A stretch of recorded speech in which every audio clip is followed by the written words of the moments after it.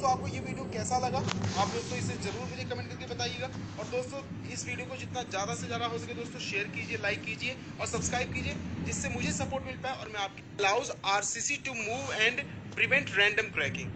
दोस्तों आपका जॉइंट्स जो होता है ये किसी भी स्ट्रक्चर में एक प्लान ब्रेक होता है। प्लान ब्रेक मतलब क्या, ये जानबूझकर डाला जाता है। क्यों? जिससे आपके आरसीसी में आपकी क्रैक्स ना आए, ठीक है। श्रिंकेज होने पर या स्वेलिंग होने पर या किसी भी तरह के मूवमेंट होने पर उस पर क्रैक्स ना आए, इसी वजह से आपके स्ट्रक्चर में जॉइंट्स डाले जाते हैं। अब दोस्तों बात करते हैं टाइप्स ऑफ जॉइंट की, जहाँ पहला जो जॉइंट है वो है कंस्ट्रक्शन जॉइंट, सेकंड है आपका एक्सपेंशन जॉइंट या इसे ही आपका आइसोलेशन जॉइंट भी बोलते हैं, और थर्ड है आपका कॉन्ट्रैक्शन जॉइंट या इसे कंट्रोल जॉइंट भी बोला जाता है। अब चलिए हम अलग अलग तीनों को देखते हैं कि तीनों है क्या।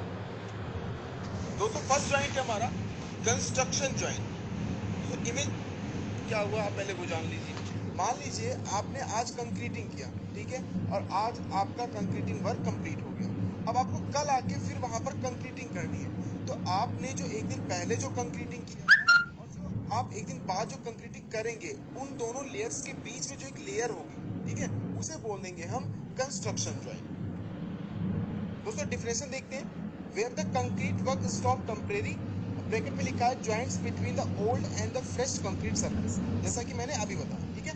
दोस्तों नेक्स्ट पॉइंट है tie bar are provided for good bonding. अब दोस्तों क्या है, जो आपका एग्जिस्टिंग कंक्रीट है और जो फ्रेश कंक्रीट है, इन दोनों के बीच में एक बॉन्डिंग अच्छे से बनी रहे, तो उसके लिए क्या करते हैं, टाई बार का यूज करते हैं। दोस्तों ये क्वेश्चन भी एग्जाम में पूछा गया है कि कंस्ट्रक्शन जॉइंट में कौन सा बार यूज कर सकते हैं, तो वो है टाई बार। दोस्तों नेक्स्ट पॉइंट इसके लिए ध्यान में रखेंगे, should not provided eight corner, bracket में लिखा हुआ high shear force, and middle bracket में हाई बेंडिंग मोमेंट। दोस्तों ये शॉर्ट में लिखा हुआ है, एक्चुअल में इसका मतलब ये है कि आपका जो कंस्ट्रक्शन जॉइंट है ये कभी भी कॉर्नर पे नहीं होना चाहिए। कॉर्नर पे इस वजह से नहीं होना चाहिए क्योंकि वहां पर शियर फोर्स जो है हाई होता है। और जो आपका कंस्ट्रक्शन जॉइंट है ये मिडिल पॉइंट यानी मिड पॉइंट पर भी नहीं डालना चाहिए। क्यों? क्योंकि वहां पर बेंडिंग मोमेंट ज्यादा होता है, ठीक है। तो आप ध्यान में रखेंगे कि कॉर्नर पर और मिडिल पर दोनों पर आप नहीं प्रोवाइड करेंगे। अब दोस्तों सवाल ये उठता है कि ये प्रोवाइड कहाँ किया जाता है। तो दोस्तों ये प्रोवाइड किया जाता है 2/3 ऑफ द स्पान। दोस्तों मैं आपको जितने भी पॉइंट बता रहा हूँ ये इस टॉपिक से रिलेटेड आपका मोस्ट इंपॉर्टेंट आपके पॉइंट्स हैं, ठीक है, जो आपको ध्यान में रखना है। इसी से रिलेटेड आपके एग्जाम में क्वेश्चन पूछेगा अगर इस टॉपिक से कोई क्वेश्चन है। एक पॉइंट और ध्यान में रखेंगे आप कि जो कंस्ट्रक्शन जॉइंट है ये 3 मीटर से ज्यादा की डिस्टेंस पर और 18 मीटर से कम की डिस्टेंस पर प्रोवाइड किया जाता है, ठीक है। दोस्तों कंस्ट्रक्शन जॉइंट में आपका इससे बाहर कोई भी क्वेश्चन नहीं बनेगा। चलिए next.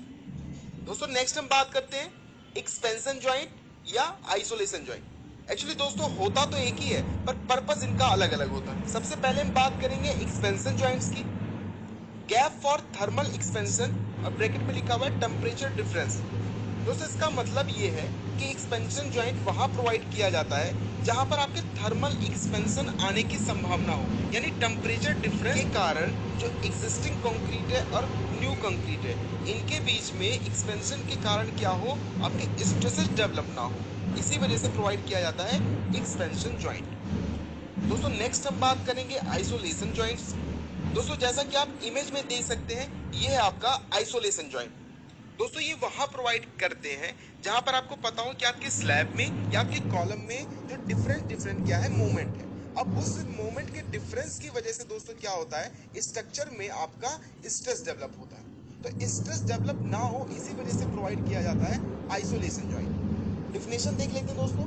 Gap for movement between concrete slab and adjoining column and wall for a building. तो दोस्तों आई थिंक आपको समझ में आ गया होगा कि एक्सपेंशन जॉइंट जो प्रोवाइड करते हैं वो थर्मल एक्सपेंशन की वजह से करते हैं और जो आइसोलेशन जॉइंट प्रोवाइड करते हैं वो मोमेंट डिफरेंस की वजह से करते हैं, ठीक है। चलिए दोस्तों इस जॉइंट से रिलेटेड कुछ इंपॉर्टेंट फैक्ट्स के बारे में जानते हैं जिससे रिलेटेड एग्जाम में पूछा जाता है। और दोस्तों ध्यान से देखिएगा ये वीडियो क्योंकि लास्ट में मैं आपसे 2 ऑब्जेक्टिव पूछूंगा जो कि इसी टॉपिक से रिलेटेड होगा, आपको उसका जवाब कमेंट करना है। This joint provided if building larger than 45 metre, यानी आपका अगर बिल्डिंग की साइज जो है वो 45 मीटर से लंबा है, 45 मीटर से भी बड़ा है, तो उसमें हम एक्सपेंशन जॉइंट या आइसोलेशन जॉइंट प्रोवाइड करेंगे। नेक्स्ट है centre to centre spacing of joints, ठीक है। अगर 2 जॉइंट्स हैं तो उनके बीच की स्पेसिंग कितनी होनी चाहिए। अगर हम बात करते हैं वॉल और फ्रेम स्ट्रक्चर की तो इसमें आपकी स्पेसिंग होनी चाहिए 30 मीटर। अगर हम बात करेंगे ओपन स्लैब की, तो ओपन स्लैब में होना चाहिए 15 मीटर और पैरापेट या कॉपिंग में होनी चाहिए आपका। बच्चों के लिए क्या है 3 साल लाजवाब है, जो कि चलेगा 27 मई से 2 जून तक। पीडब्ल्यू के ऑनलाइन बैचेस की फीस हमेशा से बहुत कम रही है। स्लैब की, तो ओपन स्लैब में होना चाहिए 15 मीटर और पैरापेट या कॉपिंग में होनी चाहिए आपका 6 to 12 मीटर। ऑब्जेक्टिव में बहुत बार ये पूछा गया है, तो इसे आप ध्यान में रखेंगे। नेक्स्ट पॉइंट है डॉवल बार्स, जॉइंट फिलर, जॉइल sealer are used to connect slab. दोस्तों जैसा कि आपने पढ़ा था, जो कंस्ट्रक्शन जॉइंट होता है उसमें यूज करते हैं टाई बार, उसी तरीके से ही हम एक्सपेंशन जॉइंट में यूज करते हैं डॉवल बार्स। दोस्तों नेक्स्ट जो जॉइंट है वो है कॉन्ट्रैक्शन जॉइंट या इसे कंट्रोल जॉइंट भी कहा जाता है। दोस्तों स्पेलिंग को आप ध्यान से पढ़िए, ये है कॉन्ट्रैक्शन जॉइंट और जो इससे पहले हमने पढ़ा था वो था कंस्ट्रक्शन जॉइंट, ठीक है, तो कंफ्यूज मत होना। A control joint or contraction joint is a joint that is put in the concrete to control cracking।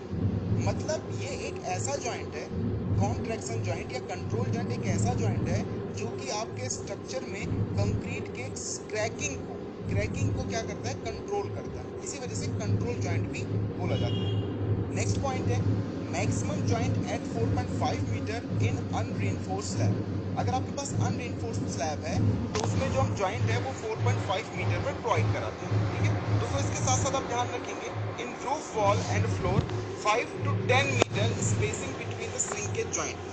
जो आपके पास श्रिंकेज जॉइंट होता है, श्रिंकेज जॉइंट मतलब क्या, वही कॉन्ट्रैक्शन या कंट्रोल जॉइंट, तो इनके बीच की जो स्पेसिंग होती है वो होती है 5 to 10 मीटर। आई होप दोस्तों आपको ये टॉपिक अच्छे से समझ में आ गया होगा। दोस्तों अगर आपको वीडियो पसंद आया हो तो इसे लाइक कीजिए, शेयर कीजिए और सब्सक्राइब कीजिए, ठीक है। दोस्तों चलिए अब मैं आपसे वो MCQ question in jointed plain cement concrete. Option number A joint filler, option number B joint sealer, option number C tie bar, option